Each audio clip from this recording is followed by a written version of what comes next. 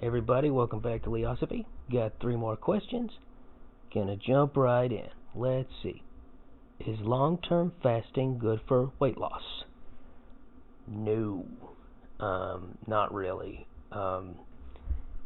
It doesn't slow the metabolism down as much as people think, but going long periods of time expressly to lose weight without food is a really good way to develop an eating disorder. Long-term fasting is good for certain things, though. After a point of 72 hours is reached, you begin to enter a state called autophagy, wherein older, more likely to be damaged cells start being metabolized and used by the body as food. This can decrease the rate in which you could develop cancer, decreases the rate of senescence, that is to say aging. So there are a lot of benefits to fasting, provided you know what you're doing it for the right reasons, and you consult your doctor first. Now, in terms of what kinds of fasting would be better for weight loss, intermittent fasting is good for that. Eating only 4 or 6 hours out of the day is a good way to ensure that you get a decent amount of calories and macros without overdoing it. Counting calories, which is not actually a form of fasting at all, is a good way to make sure that you actually develop good eating habits.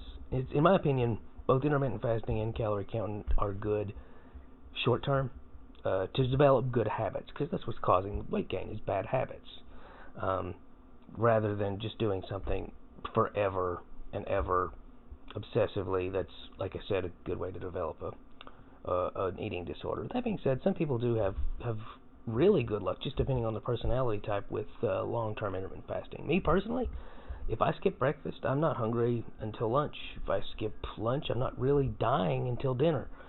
So that benefits me a lot. But other people, they get in hypoglycemic conditions. They just skip one meal. So it just depends. But to answer your question, long-term fasting for more than 24 hours for the purpose of weight loss is not the healthiest way to go about doing it. Let's see. Do dream dictionaries work? In a word, no. There are aspects. By the way, for anybody who doesn't know, dream dictionaries are dictionaries that list objects and what they mean in a person's dreams. The problem there is that dreams are windows to your subconscious, and everybody's subconscious is different. For example, anybody who's seen any of my other videos would know that if I had a dream where a big spider was in it, it wouldn't have the negative connotations that some other people would have. Whereas a dream dictionary would almost universally just regard a spider as a negative symbol. Same thing with bats and lizards and frogs and all sorts of things. Now, there are Jungian symbols and archetypes that are universal around the world, and there are others that are universal within big spheres of global culture, like Western and Eastern and Middle Eastern cultures and African cultures. But there's just too much of a personal slant that images are going to have. So some things are kind of universal. Dreams where you're falling, nobody has a dream when they're falling and they're happy. They are under duress. They are stressed out. They feel helpless. Dreams where people are show up to school or work and they have a test, or they're nude, or they're in their underwear or whatever. Again, also a sign of duress, also a sign of stress. Dreams where people's teeth are falling out, similar feelings of helplessness. Those are things that are relatively universal. They're part of the human condition. You're going to experience them whether you're a South American tribal person who's never seen any form of technology beyond the Stone Age, or if you're, a flippin' cosmonaut in Moscow. It doesn't matter. You're going to have those experiences.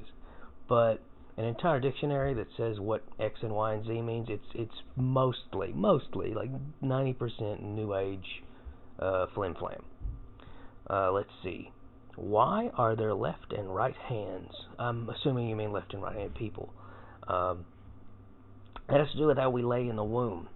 Most people, not really sure why, but most people end up on the right side of the womb, and as a result, they become right-handed. That's the hand that they make use of. That's the hand that they sort of experiment with. When they're trying to figure out how their body works in utero, and so they become right-handed, and that's why 90% of people are right-handed. Whereas people on the other side of the womb, they are left-handed. And what new research shows that even animals, a litter of puppies, they'll have sort of sides that they lay on and sides that they don't. Well, they have dominant paws as well. So it's kind of interesting. And also that's kind of where the whole left hand is evil. Some people theorize that that's where it comes from, is the fact that if you're left-handed, there is a possibility that you cannibalized your twin in the womb. It's very unlikely, actually, and I don't buy into the theory that that's where the notion of left being associated with evil comes from. But, left-hand path, right-hand path, etc. But it is an interesting theory, and it is noticeable that when two embryos do form, I'm a twin, for example, they end up on opposite sides of the womb, and as a result, twins are left and right-handed. Like, one of them will be one and one will be the other. So that's interesting, but like I said, I don't buy into the whole notion that statistically speaking, if you're left-handed, you're much more likely to have been an inadvertent prenatal cannibal. I'm trying to think of a word that would summarize what that is. But that's where that's what causes the phenomena of having a dominant hand. So, and of course, people who are ambidextrous, it usually doesn't mean that they were in the center of the womb. Chances are they were born left-handed, and because society tends to be right-handed by nature, that just they ended up learning right-handed skills that sort of contaminated that dominance. And of course, the same. Interestingly enough, if you're right-handed, you're probably right-eye dominant too, and vice versa for left people. Whereas every now and again, somebody is cross-dominant. For example, they'll be left-handed and their right eye is dominant. Vladimir Putin is cross-dominant, for example. It makes for some challenges with shooting a gun. But other than that explains it. Anyway, like, share, subscribe, keep asking questions. Bye.